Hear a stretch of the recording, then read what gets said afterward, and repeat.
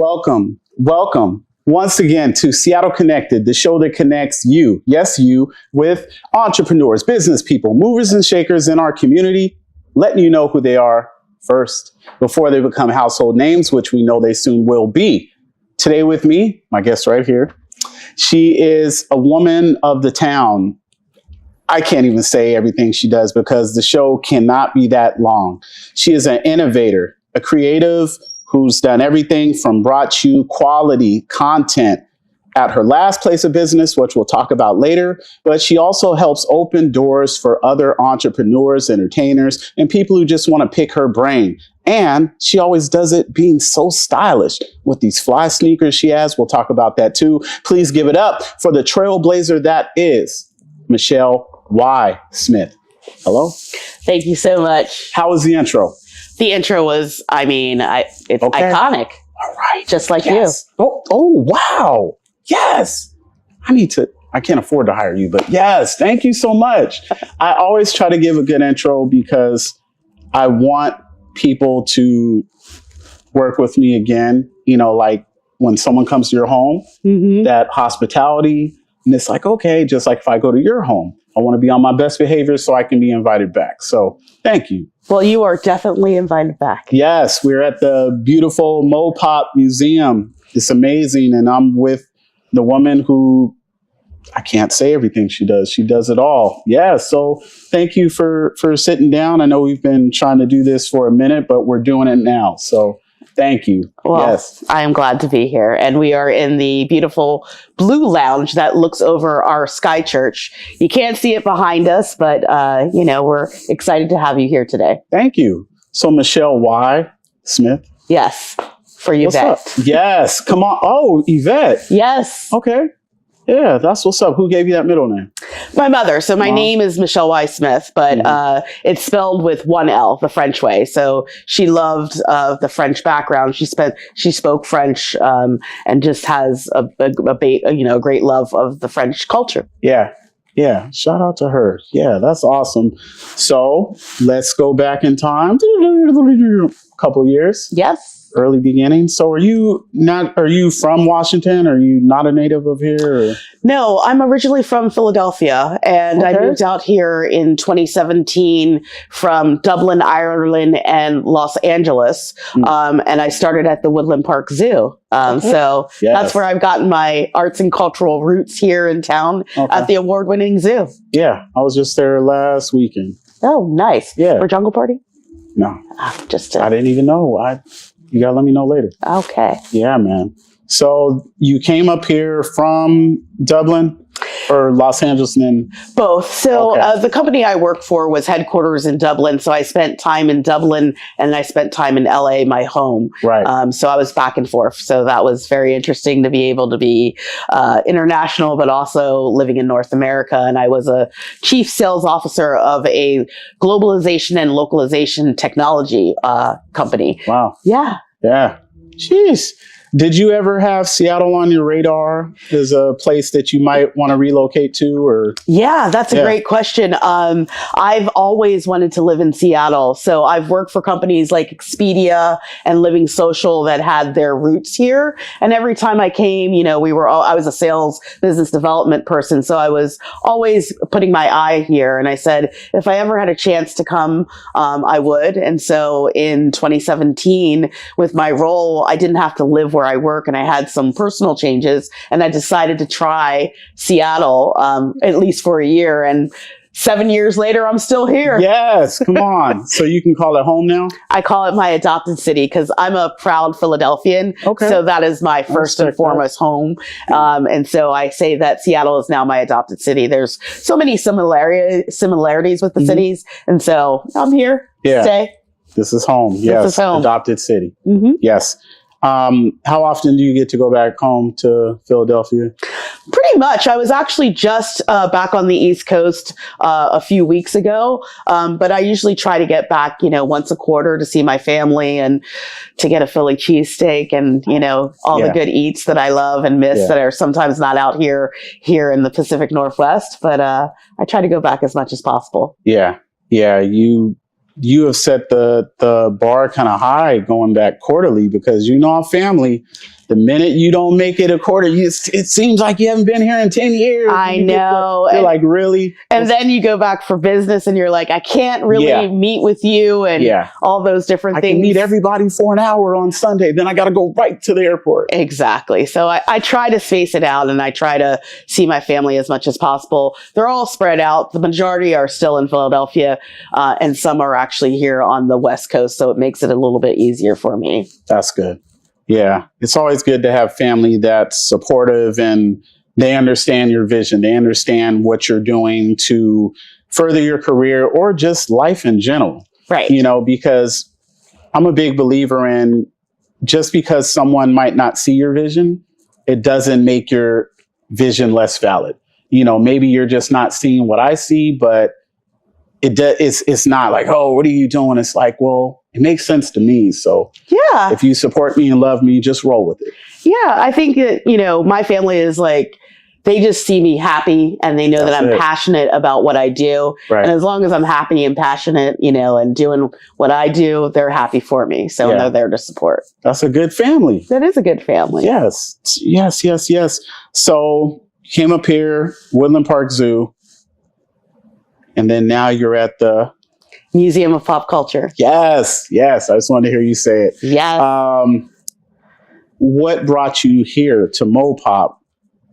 Yeah. So I was, I got the zoo through a very, horrific time, which was COVID. Oh, and man. I was just looking for my next thing. I think that, being in that role really prepared me in different ways. I was the chief business and financial officer.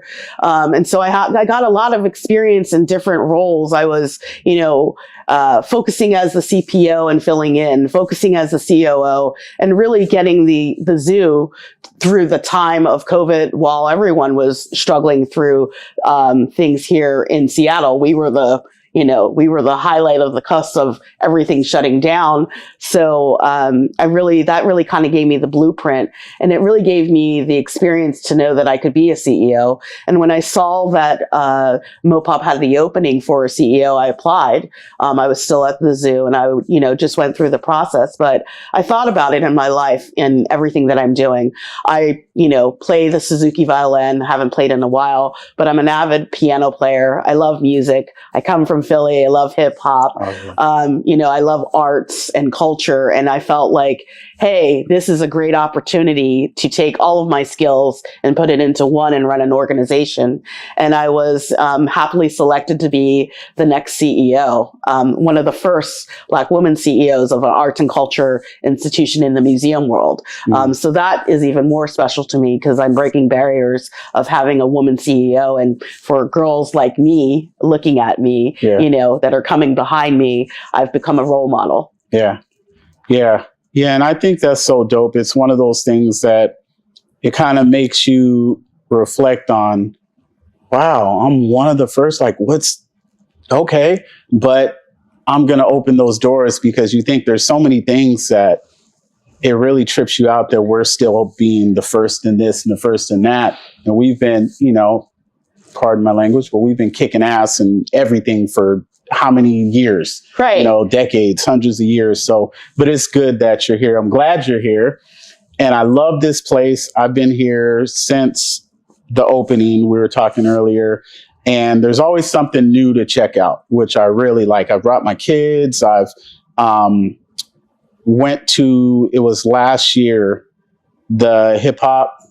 Yes. Oh my goodness. So that was Contact High. And it was a celebration of hip hop. It was the 50th anniversary of hip hop, but it was also a celebration of us opening up our online portal. And so we have one of the largest hip hop collections in the world. And so back when you were first coming here, Mr. Paul Allen was already collecting some of the, contracts and flyers and different things of the genre in, the 1990s. And when we opened up in 2000, we were the first museum to ever host a hip hop exhibition, which then put the genre on the map, because at the time it wasn't really considered museum worthy to have a hip hop exhibition. Right. 50 years later, last year, we're celebrating the 50th anniversary of hip hop. Yeah. And so that goes into the question of diversity and inclusion. And if you're thinking of Paul Allen and what he was thinking, he was already putting hip hop on the map in the museum world. And we just celebrated that grand Contact High exhibit that you saw last year. That was beautiful. Yes. I came a couple times, actually. Well, good thing to know is that we are going to be traveling that exhibit. So we're in the process of working with Vicky Toback and Fab Five Freddy to put together and travel the exhibit all over the world. That's one of the things I think people don't know is some of the exhibits that we build here in-house, we travel all over the world. So we have a Marvel exhibit that's already over in Amsterdam and it's going to move over to Spain. And so we're working to put hip hop on the road. And I think it's going to be a really great thing to show and showcase at other museums around the world. Yeah. Yeah. And shout out to Fab Five Freddy. I grew up watching that guy, man. It was awesome to see someone that looks like me representing the culture right. Right. And then that kind of just made you think like, I could be there one day, you know, like exactly. It's really, really beautiful. And the exhibit was just like a time capsule. It was. You guys didn't just focus on one era, you focused on everything from the fashion, the lyrics, the iconic pictures, the behind the scenes pictures, the black and whites. And I was just like, wow, this is so beautiful. This is something that I want my kids to experience as well. Because a lot of times our history can be swept under the rug. Yes. And it's like, let's get this out of here. But with that, it was like, no, this is alive and well. And I want you to experience this. And maybe one day you'll be up there. If not, you know, in the hip hop area, but something in the creative art world. And every time I come, I always see something different, right? So one of my favorite things, which I see from time to time, is the Jimi Hendrix exhibit. And I saw like the written lyrics he had on the stationery from the airplane. I was like, I love stuff like that. It's so nostalgic. And I'm like, wow.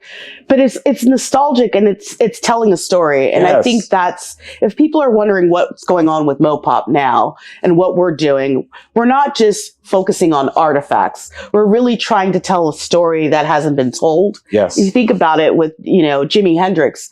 He was at a very serious time in the world, civil rights. Yeah. You know, we have his 1968 Stratocaster that he was playing at Woodstock and what was really going on right there. And so while you're seeing those lyrics there, it's always a history lesson of what has happened within some of the marginalized communities or the indigenous communities. And I think that's, you know, one of the things that we are focused on in 2024 is I took over the museum and I wanted to really focus on stories that haven't been told and how we do our exhibits. And so Massive, if you get a chance, is really our newest exhibit that we opened up in March. And it's really a window into how do you view pop culture. It takes you from the 1920s all the way up to our current time about what was going on in pop culture. How does that make you feel? What is fandom? You know, all the different things that you walk through. When you first walk through, I think it's very prevalent to see that we have the Black Lives Matter sign that was actually held by Billie Eilish and some of the celebrities that were marching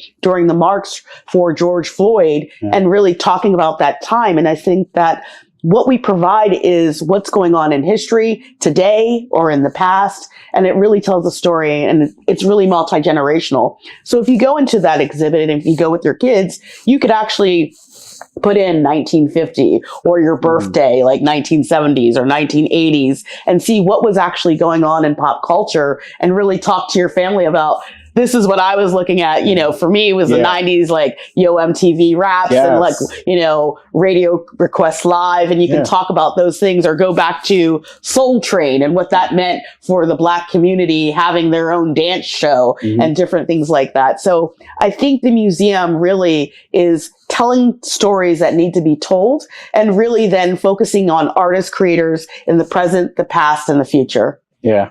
So when are they going to have the exhibit of Michele Y. Smith? Not yet. I don't know. I think I have to ask my chief curators and collections officers. I have a special area in Massive. They let me have a little guest curation part, and they let me pick out, Prince, who is one of my favorites. Yes. We have his cloud guitar from Purple Rain. We have his, iconic lace shirt.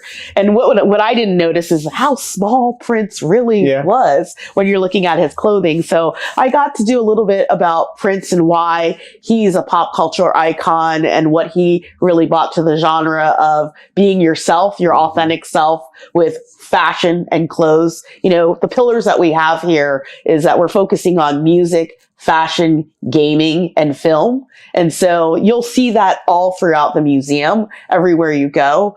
80% of our collection is focused on music. So when it first opened, EMP, the Experience Music Project, it was focused around that and Jimi Hendrix. But the collection has grown to so much more over the years. Yeah. I've seen your gaming exhibits. Pretty cool.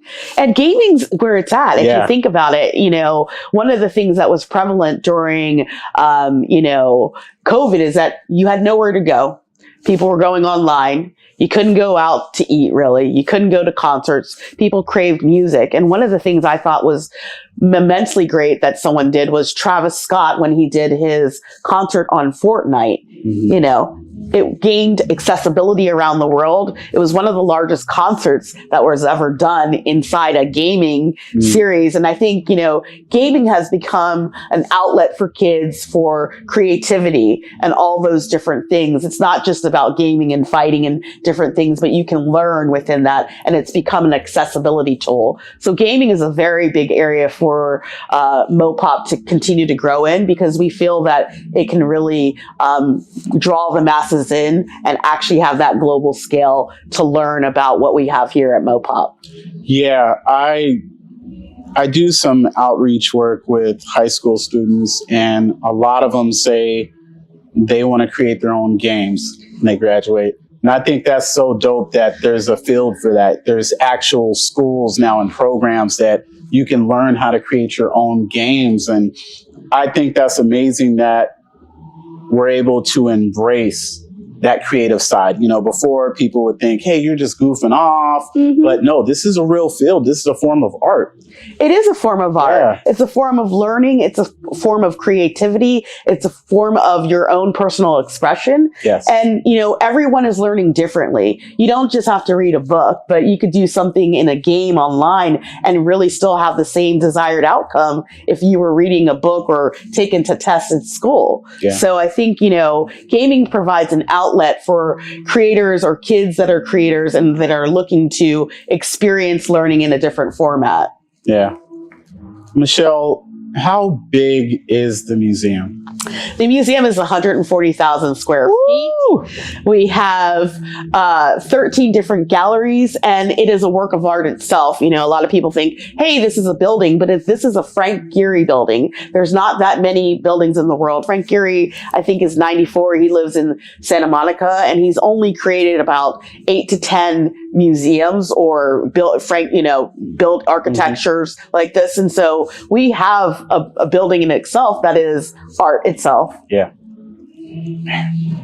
That's amazing. I was just thinking 100,000. Man. It's a lot. Yeah, it is. I can believe it being here. I was just like, wonder how big this place is. God. And we have the monorail that goes through it. Yes. So, it's like you can just get dropped off at our steps right here and come in and experience it. What's also great is that we're in the center of Seattle Center with some of the best residents next door to us, which is the Space Needle, the ballet. So this is one big cultural hub. And I think that's what makes Seattle Center special. It's like you can go to MoPop, you can go to the Space Needle, you can go to Julie Gardens. And I think, as we're coming out of this pandemic, we want to see more things happening here on this campus. And we're excited to invite, a lot of our local residents here, but also our international or anyone that's traveling to Seattle. It's iconic. Yes, it is. It's beautiful. It's grown, and I can't wait to see what you guys have in store for 25th anniversary. Yes, Dun, dun, 25th dun. anniversary is coming up next June. Okay. As I was talking to you earlier, we are on track to be the National Museum of Pop Culture. We just did an announcement of our designation with Congresswoman Jayapal, who is a great supporter and lover of the arts. And so we're working through that. And so in time for our in time for our 25th anniversary, we're hoping to be the National Museum of Pop Culture and bring even more greatness to Seattle. Yes. You guys will be. I feel it. We will be. I'm putting it in the universe. Thank you. Yes. Thank you for putting it out there. Yes, of course. And hopefully I can attend something that you guys have. That would be amazing. I'd love to be a part of it. You are always on my invite list. You know this is being recorded, right? Yes, it is. Okay, so I'm going to hold you to that. Yes, all I need is your email, and I have video that. documentation. Yes. Okay. Yes. Awesome. So anything else you got going on in the next couple months, museum, or you Well, we are gearing up for our new focus of our gala. So in the past, we had a fundraiser and it was called Founders. And it was really based on, Paul and all of the things that they do here. And I decided to change it to the Icons of Pop Culture because it was primarily focused on music. But as I told you, our collection is gaming, fashion, music, and film. And so we are highlighting icons within those genres. And it is our fundraiser that is on October 24th. We are putting tickets on sale. And I can say this, that we have a musical guest icon, Janelle Monáe, that will be singing here and helping us celebrate the new icons of pop culture. What's really great about it is that I'm opening it up to the community for a lower price ticket that goes on sale August 5th. So you will be able to come for $250 and experience the museum, celebrate and be a philanthropist for the day. It's that community-based fundraising.